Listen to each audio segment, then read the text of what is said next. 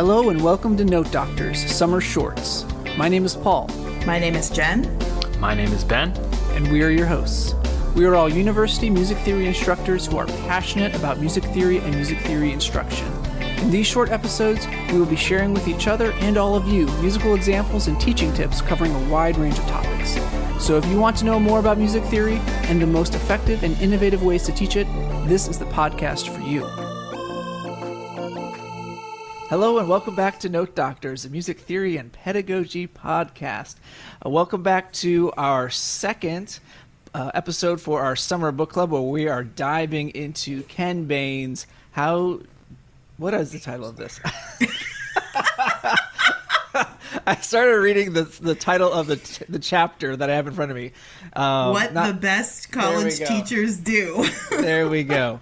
You know, we're in this weird phase of it's still kind of summer, but work and teaching is pulling us back in. And so my brain is kind of all over the place, but yes. And so we talked about the first two chapters last time. And so we're getting into chapters 3 and 4 on this episode. But before we get started, I do want to make sure that I mention that this episode is sponsored by the Texas Women's University School of the Arts and Design. So, Jenn and Ben, we were talking about this and joking about this before we started recording, but as I read this, I start thinking, am I a good teacher at all? Am I doing anything right? You will question yourself if you read this book. Yeah. But good. It's good. Oh, it's great. It's great, but there's so much. How do I say it? I think sometimes I don't think about all of the. I don't think about all of the things that they're talking about. All of the kind of, I guess, teaching arguments and reasoning and.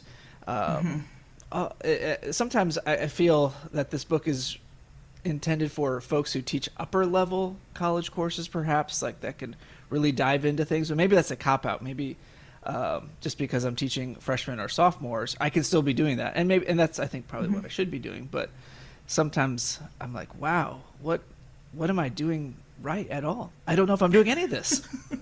I know. It's really hard because there's a lot of moments where he's like, it's not about memorization. It's not about memorization. And I'm like, yes, but if I don't have them memorize their key signatures, we literally can't do anything else. But how do key signatures change your life, Jen? Right. Yeah, you have to think about it that way. How do they not, Ben?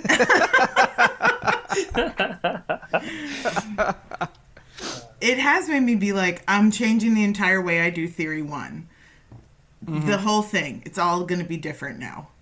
I mean, probably not. But, there is a sense in which I'm like, maybe I craft the whole first, 3-4 weeks of the class around, what is notation and why. Mm-hmm.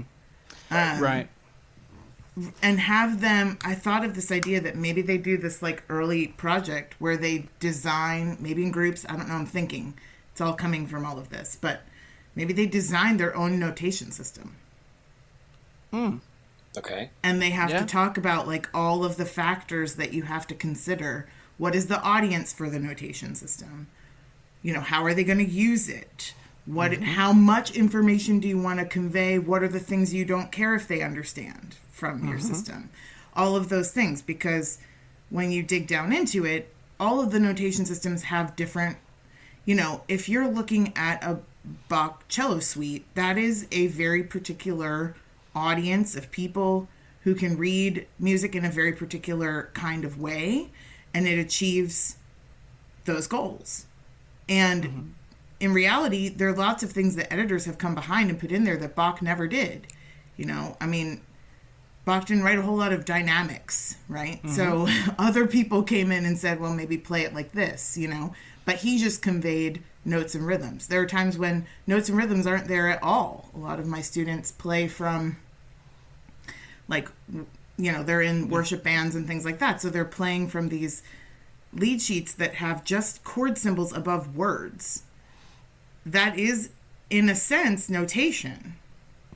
But what does it require then of you in order to learn it. Like, you have to have some external source in order to actually play the music. You either have to already know it in a sense, or someone there has to teach whole components of it to you by rote, right? You know, so I don't know. It raises all these interesting questions about, like, why do we notate music the way we do?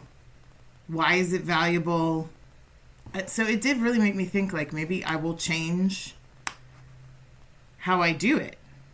Maybe if they understand the value of what a key signature actually is and gives you, maybe like drilling them to memorize them won't become as necessary. This might be pie in the sky thinking. But I think what you're expressing is something that he gets at in this book a lot, is starting with like questions rather than these are things you just need to know, like like this kind of I'm transmitting, like there's this one sentence here, thinking of like a transmission model, right? Like I have the information and I'm just going to transmit it to you and you receive it, right? And that is not a model that actually works. And so he talks more about like inviting students into this kind of conversation or this stream that's already going on, and you're bringing them in, or I think he uses the metaphor of a feast. Like like the teacher has this feast prepared and is inviting the students in, and to kind of to engage with the material, and oftentimes starting with questions, right? Like posing these kind of big idea questions, or there's another part in this chapter, someone I think complains about these questions. These are like, come on questions, like questions that are like almost like too grand or too kind of outlandish. But these are questions that kind of spark interest or take something that you think is a given, right? Like 5-line staff notation is the given, right? But then it's questions that, well, maybe it's not, you know. For one, it's not music, you know, it's notation, represents music. And why do so many musicians use it? But, you know, that hasn't been the case throughout history, and is certainly not the case for all musicians now. I don't know. And maybe it's pie in the sky, but I think this type of book is aspirational, right? We're aspiring to something, and so maybe it may not all work, or maybe too much of a task to do in one semester, or 5 weeks before your class starts, to rehaul everything. Especially when you just got a promotion. Maybe next summer we read Small Teaching, which is about like making tiny incremental changes. There we go. But yeah. I feel like I should add something here, but that was so well said, it's hard to tag on. I really thought, like, from the point of departure of chapter 3 is this kind of backwards planning idea.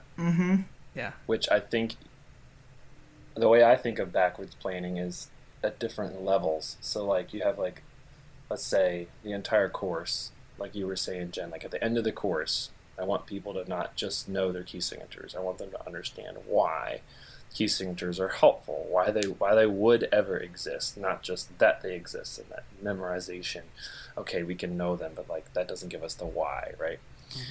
So you have the course level backwards planning, but then you also have like the unit level backwards planning. Like at the end of this unit, my students need to do X, Y, Z so that they can do unit 2 effectively, because we've all seen that happen where if you don't have a unit 1 that's successful, somebody in unit 2 and 3 is just going to fall further behind, and then they're more lost, they're more out of touch, they don't understand why they're doing what they're doing. They feel those things of, like he talks about alienation, exhaustion, and things that really make your brain turn off. And then you have like the lecture itself. I mean, a lot of the things that he's talking about in the book are at the lecture level. Like what am I doing with this particular lecture that's connecting to something that's going on outside of the academy, right? Or what is it that's going on in the Rio Grande Valley, or what's going on in the streets of New York City, or whatever it is? What am I doing in this particular lecture to connect with that? That's something that came up in my course. I forget if I mentioned it on the podcast or not, but I did this certificate of teaching excellence last semester, and that's one thing they talked about in the course is each lecture connecting with something that's like to use career oriented, but I think it does connect with just life oriented even more broadly. But if you think about in each lecture, what do you have for them to take away and directly connect to something they're going to do later that day or later that week? That really does strengthen kind of the fiber of your overall unit. If each lecture builds on that, and you get this really dense framework of knowledge that is easily built on in the subsequent units.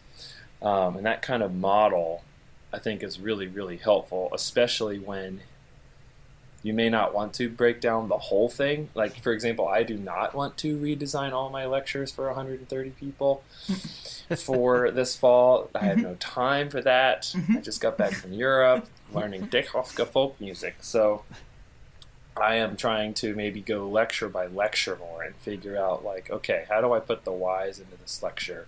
How do I put the career-orientedness into this particular lecture and then build it from the inside out?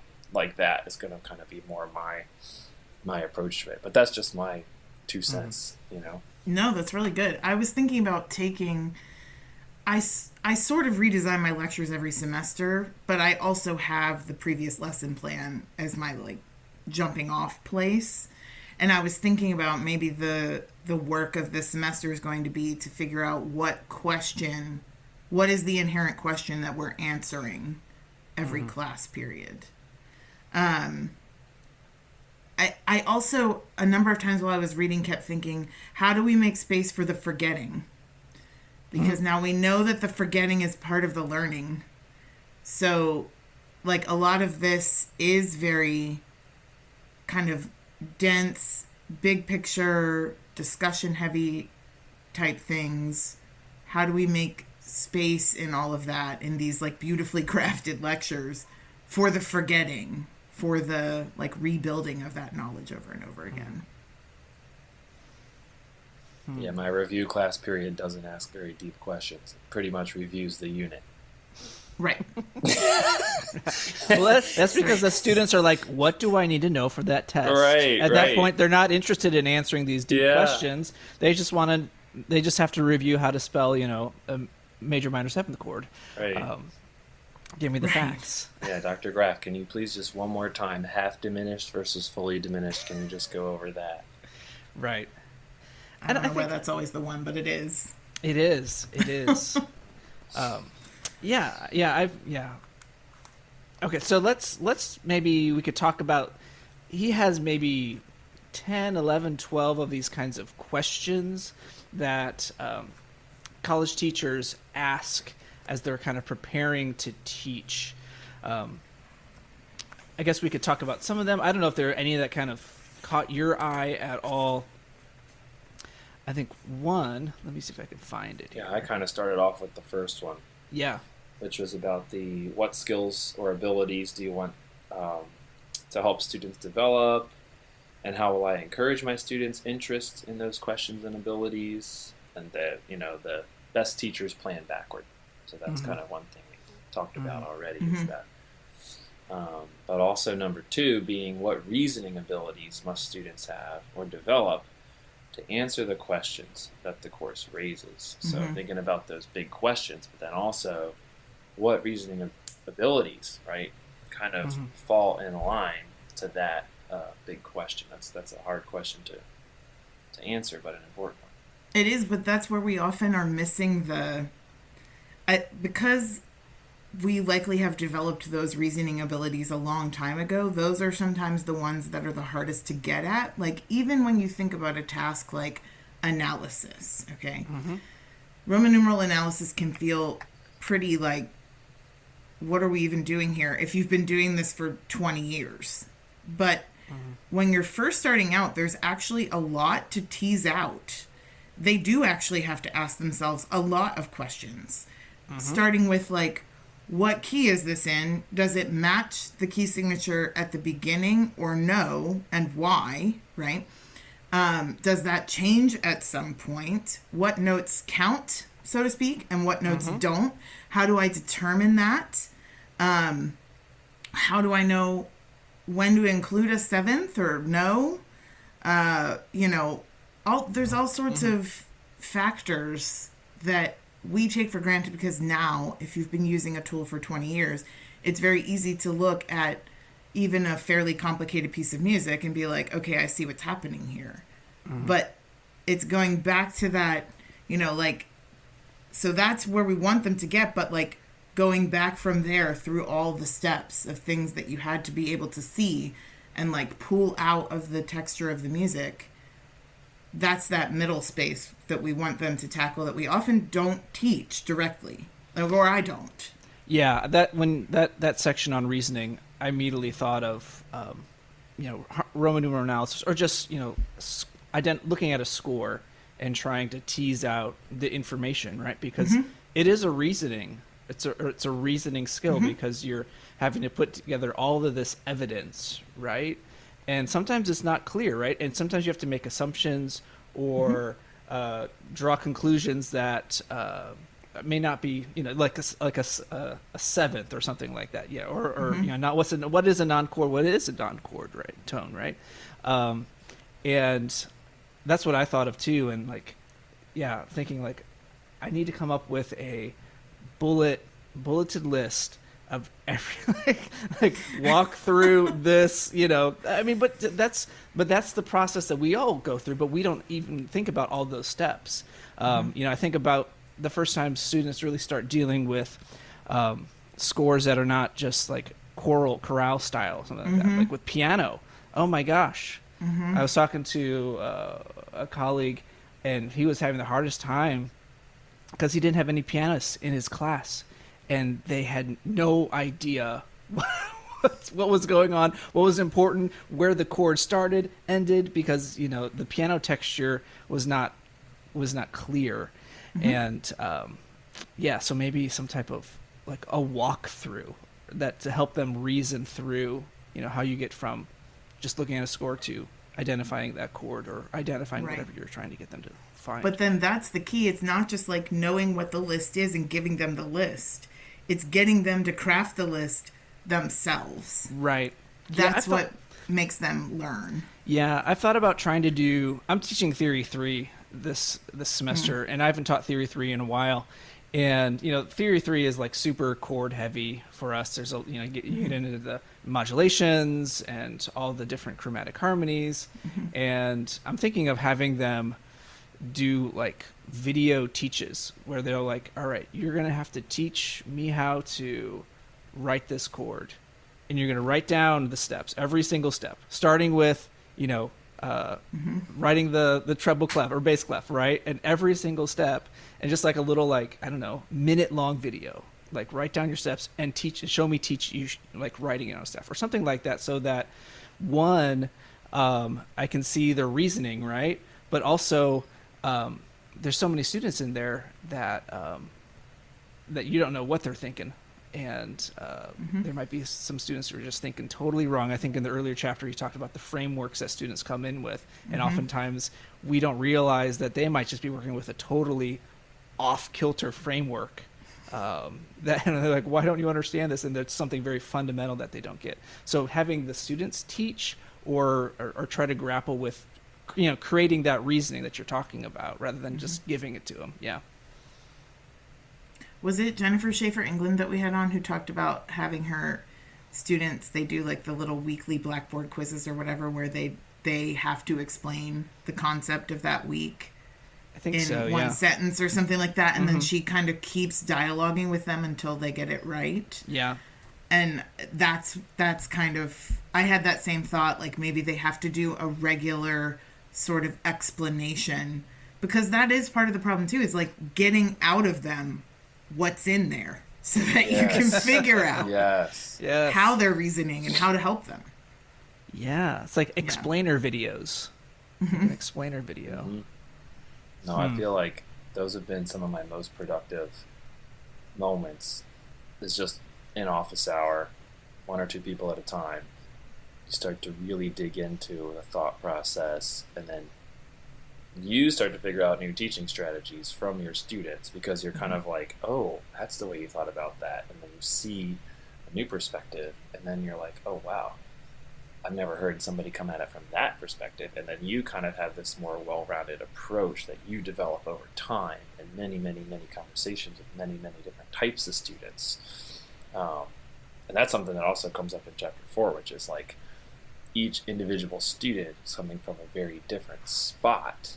And you have to not only know that, but like actually incorporate that into your teaching, how each student has their own perspective and what stereotypes they come loaded with and what expectations they have for themselves that are in their heads during the class that are getting in the way and really causing them to shut down, based on different types of identities. All these things are just huge factors to balance. And the office hour conversations are the best for me.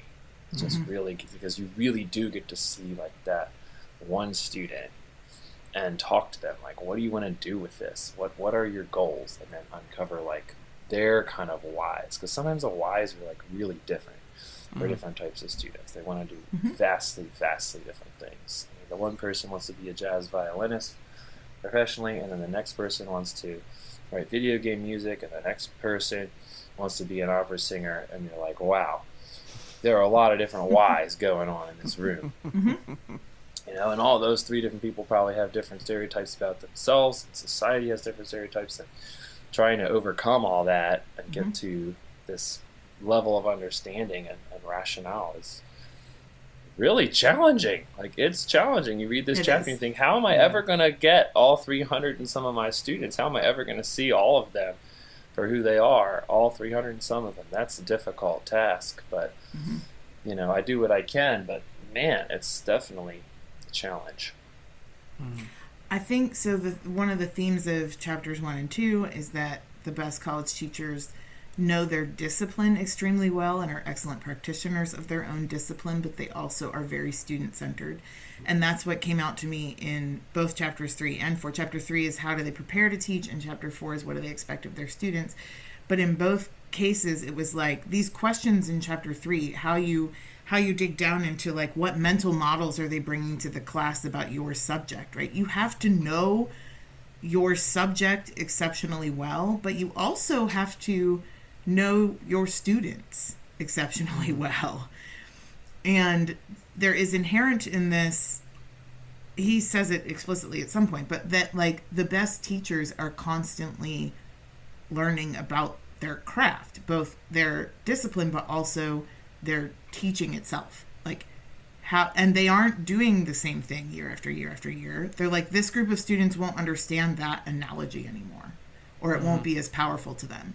So I need a different case study, or I need a different, entry point to get them excited about what we're going to talk about today that will make sense to them. It's kind of like when you play, sometimes I play like Ben Folds or Radiohead in class, and like some of them have no idea who that is.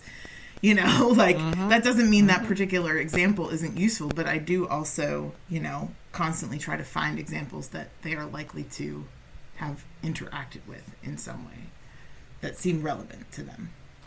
Yeah, I asked my class if they knew who Ben Folds was, I think in the spring, and like no one knew. Like, not even from like the a cappella choir like phase there, Right. like nothing. Like oh man, that's such a shame. Yeah, that was a great segue, guys, into chapter 4. Yeah, because it's all about knowing our students, and he spends quite a bit of time. Yeah, as you mentioned, Ben, talking about the stories that our students tell themselves about themselves, right? And how it plays a huge role in success. And I couldn't help think about my students, a lot of first time in college, or first generation in college, primarily female, and so music theory isn't and I mean, and my students don't even know that music theory isn't really a place for a lot of women, but right. I mean, they don't even know that's true, but they might even think they know it subconsciously. Like, they don't know any music theorists. By the way, this is short tangent. Have either of you seen Inside Out 2? Yes, I saw it when I was with my Yes, family last week, yes. and I loved it. Okay, Very it was a good great movie. movie, but what's up with the not one but two jokes at the References to expense of ethnomusicology. ethnomusicologists? Yes, And she's like, I two. don't even know what that is. Like, I still don't know what that is. like who at Pixar is some disgruntled graduate, like music school graduate or something like Maybe. that? Better to be Or called they're married music to an anthropology, ethnomusicologist. regardless. I just had to bring that up because I'm like, okay, that's a funny joke, but then they brought it up twice. I know. Yeah. I actually said that on the way out to my sister, who's a high school choir director. We were on the way out of the movie, and I was like, I've never seen a movie mention ethnomusicology once, let alone twice. Yes. Shout out. So, yeah, maybe there was Yeah. a lot of Googling of that term. Who knows? Yeah, maybe so. I don't know. Sorry. So I just had to mention that because it was just so funny to me. But I think another thing that is kind of comes out in this chapter is that the best teachers expect more out of their students. So All it of goes their against students. all of their students. So Every it goes single one. against this notion that these teachers are just kind of giving easy A's or something like that, but in fact not. And kind of contrasting that with some teachers who give a ton of work, but that becomes this burden and exhausting to students. And That one hurt. Because I feel like music theory and oral skills classes are very work intensive classes. oh my gosh, yeah, And I have yet to find, I've had semesters where, well, I will say this, every semester that I have taught music theory as a full-time faculty member, I have decreased the amount of homework every single semester. And I have not seen it harm the outcomes necessarily. But the key is that I've had to like really carefully think about what what is going to be most useful to them outside of class. And sometimes it's been to make space for other things I want them to do. And sometimes it's been just because it's better for all of us. They can't handle all the work and I can't handle grading all the work. right. All of those things. But he talks a lot about like the confusion of a lot of coursework, homework, assignments, things like that with rigor, that they are not the same thing. Or with high expectations, that they are not the same thing. And I was like, oh, I don't know. That is the eternal problem of music theory that I have not yet fixed for any of us. Yeah, we have that same issue. But I think going along with that is that he also talks about how great teachers have great faith in their students' ability to achieve, right? And so like if you have faith in your students, maybe you don't have to give them 20 questions on spelling major and minor triads. Maybe they only need to do 3. Like, because I feel like in some ways, like the piling on the work shows this like lack of faith or trust in these students that are actually going to get it. Like you're not smart enough, so we just really need to give you all of this, and just drill it. Maybe we don't. Maybe the returns start to diminish after 4 or 5 spelling major triads. I think the trust in students is key if you're going to give them less work in some way. I didn't say that the right way, but I think it goes hand in hand, right? No, I think so. you're exactly right, Paul. And it goes back to what you were talking about with your video thing. If you ask somebody to give you a 1-minute video, tell me how to spell a major triad, and give some examples, or put it in context. Take the middle school orchestra piece and find a major triad and talk them through it. That's actually what I had done in some of my redone homeworks, like last summer around this time.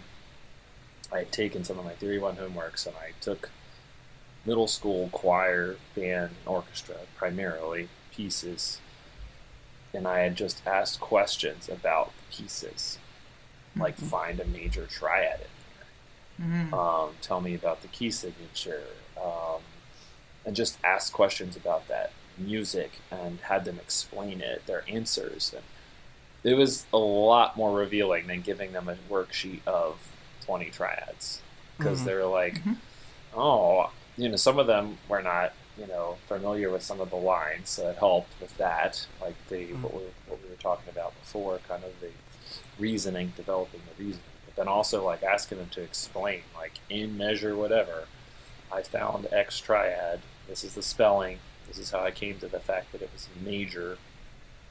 It just is a lot better of an activity than just. It seems like rote spelling or something. I don't know. I know it's not technically rote because you're doing, but it seems like it's at the same level of learning that you're not actually engaging that deeply with it. Yeah. Yeah. It might even be a deeper level of learning.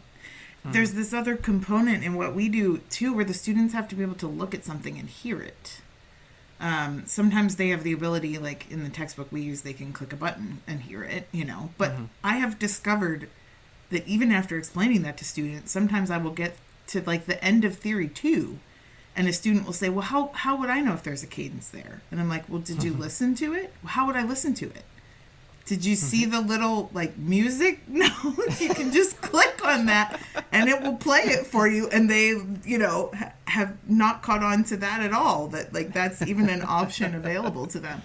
So, yeah, there are lots of tasks where we're asking them to do actually already some fairly high level musical things, and they come to us with such varied abilities. They all have abilities. They wouldn't be in our programs if they didn't. But those abilities are wide ranging, and some of them have amazing ears and they read zero amount, and some of them read spectacularly but they barely match pitch. These are a lot of things to pull together into something coherent. Yeah. That is the problem. It is. Ben, you teach like 200 kids at a time. Students, humans, 200 people at a time. So obviously you probably collect less homework, or by requirement have to collect less assignments than say Paul or I, who have maybe 20, or even sometimes my classes are kept at 12. Right. Yeah, I do one collect every week. That's not a end of unit week. Yes. Yeah. So you do one a week. Yeah, that's how I do it, and that keeps it very regular with like. Because I also have my team of graders, and they like to keep on a regular schedule, so like they can keep hourly schedules per week that match each week to their schedule for their other classes and their other responsibilities at school. So it just works out better for me to actually keep the homework schedule on the same kind of rotational basis. Now that means each assignment is multi-tiered, because that assignment is going to double back on some things that we've done before. It's going to add some new things from what we've done, and it's going to be maybe 2 or 3 pages at a time. But as far as like turning it in and cycling that, it has to be almost very regularized in my class. I mean, my students turn things in pretty much every class period. That means that they can be shorter. They might be doing less, Yeah. I don't know. It did make me think, like, is there a sense in which I'm equating more work with rigor? Like, that's what it made me ask myself was, am I doing that? Or is this a necessary component of what we need them to do? Yeah. Well, rigor to me, it's interesting, this term rigor is used in a lot of different ways. It seems to me like rigor in a Ken Bain sense means the end goal is set very high. Yeah, high standards. Students know that, and students know that you are not only believing in them to get to that level, but you're actually going to put in the time and the effort to your lectures and your supplemental materials to get them to that high level. That is the definition of rigor in a Ken Bain sense. I think traditionally the definition of rigor means a number of hours per week. That used to be a survey question on the end of semester course. The eval was how many hours per week are you working on this course? And it does create this false equation between rigor and the number of hours you're in front of your laptop or in front of a keyboard or sight singing and all this. And it's like, that's false. That's completely false. It just has to do with what is your end standard. You really want your students to be able to spell triads, you really want your students to be able to identify meters. Okay, well, what is the standard for that? And I'm going to get you there, and that's what I'm going to call rigor. Some of you may already be able to identify meters, but you're not very good with your triads, and we're going to try to make sure that everyone knows both of those things equally. That's the rigor of music theory, I think, if I'm translating Ken Bain's text correctly to what we're doing. Yeah, I appreciated that he describes it, and I've always thought of it this very same way, that, I expect very big things from all of you. Like, if we're all in a boat together, maybe I'm the only one with a map, or maybe some of you also have parts of that map, but we all have to row. Like, I'm going to row as much as I can. I can't row all of us to shore. Like, you're going to have to do it too. So there's this sense of, like, I'm right in there with you, but also you have to commit back that you're going to try. Oh, totally. Yeah, I think in the later chapters he talks about how, we're inviting students in, and you don't have to take this class. I mean, technically, our students do have to take our class, Right. but they're still choosing, right? You're choosing, and this is kind of the contract that you're kind of committing to is that yeah, as you said, I'm going to be doing the best I can to get you to this higher level, and we're going to work with you, and I believe that you can do it, but you also have to take up your responsibility and join, right? And I think if we can have that kind of welcoming attitude where, yeah, like we want our students to come with us, right? Not be like, not have to drag them or they just show up, right? Like come on, join with us. And I think we have to invite them or teach in a way that really gets them excited, and it gets them intellectually curious to know what's going on. And I think the challenge is, how can we do that with all of our students? Because we've all have students who are like, day one, they're like, yeah, let's do it, let's go. I mean, they're like in it, and sometimes we can focus just on that student or that little group and be like, oh, I'm achieving great things because those students are just eating it up. But what about the three in the back, or this group, or here? And so, how do we get all of them in? And that's a challenge. I can't remember even if it was chapter 4. I think it was, but there was a story where a girl comes to drop a calculus class, and the professor says, "You can't drop my class because I don't allow like smart, capable students to drop my class." And then he kind of dialogues with her back and forth about her understanding of things, and kind of pulls her along a little bit, and eventually she makes an A in the class. But in growth mindset, which we've talked about before, is throughout this whole book. I think a lot of that research hadn't really been done yet, or it was actually called, what was it called in previous studies, like determination or something like that. But like that idea is woven throughout, both on behalf of the students, that students learn better when they are not in it for like a particular grade or to prove something, or because they believe they have a fixed amount of intelligence or ability, but they learn better when they're like, anyone can improve their ability if they show up and they pay attention and they try and they listen and they work and they engage, right? But the same also is true of professors, that professors have to have a growth mindset as well around their teaching, their attitudes, their how they show up in the room, how they talk to students, how they prepare to teach, all of those things. That everyone has to come at this with a level of kind of curiosity and engagement, rather than like, I'm going to be the best one. And the other sort of interesting thing, and I've grown weary across the years of these conversations that are the kids these days conversations. I've grown sort of weary of them because, in some senses, and I remember the wonderful Gary Karpinski saying this at one point at an SMT or something. He said, like, close your eyes and really truly look at the person sitting next to you in Music Theory 1, way back when you were 18 years old. Like, did that person actually read music exceptionally well already? Did you? Like, did they know every minor key signature? Truly? Did you? You know, like, if you really look around, I'm not sure that the problems have changed all that much. I mean, I think it's always been true that some students have walked in with better reading skills than others. And it's always been true that some students have walked in with better ears than other students. And all of them walk in with things they can do and things they can't. And that's always been the case. It was true in Theory 1 in the fall of 1998. And it's true right now.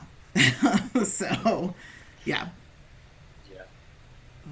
That's the one thing we can actually prepare for, is that our students are definitely going to be coming from several different places with several different strengths and weaknesses. And we have to prepare for that. Otherwise, we're just, what are we even doing at that point, honestly? And they can all learn what we hope for them to learn. Oh, yeah. Yeah. That's a good positive note there. That is a great positive note to end this episode on. Yeah, they can all learn, and we can all learn. And so I hope you've enjoyed our conversation today, and we will be back with our next episode in the coming weeks, where we'll get into the next couple chapters of Ken Bain's, what's the title of this book again? What the Best College Teachers Do. And so thanks for listening, and we will talk to you later.